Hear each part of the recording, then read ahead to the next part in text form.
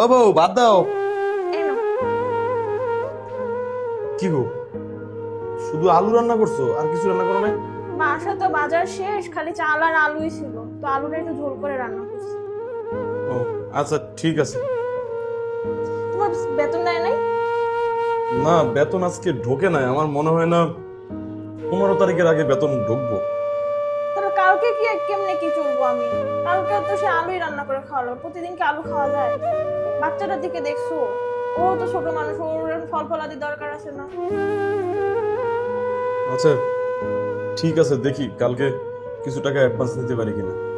বাসার মালিক এসে কথা শোনায় গেছে, ঠিক মতো বাসা ভাড়া দিতে পারি না। 10 তারিখ পার হয়ে যায়, প্রতি মাসে মাসে আমরা নাকি কাহিনী করি। আমি দেখো তুমি কি করবা। আচ্ছা ঠিক আছে, চিন্তা করো না, আমি দেখি কালকে কি করতে পারি। আমাদের দেশে শতকরা 95% কোম্পানি যারা একটা নিয়মিত রুটিন বানায় ফেলাইছে, রুটিনটা হইছে এমপ্লয়ীদেরকে 15 তারিখ কিংবা 20 তারিখের আগে কোনো বেতন দেয় না। আরে ভাই, এটা কেমন রুটিন ভাই?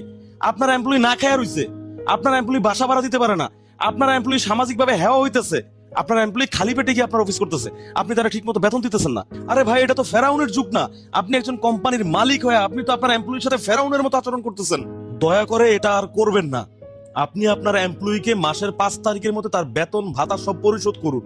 আপনার এমপ্লয়িকে মানসিকভাবে ঠিক থাকতে দিন। তা না হলে এই এমপ্লয়ীদের অভিশাপে আপনি এবং আপনার কোম্পানি সব ধ্বংস হয়ে যাবো ভাই।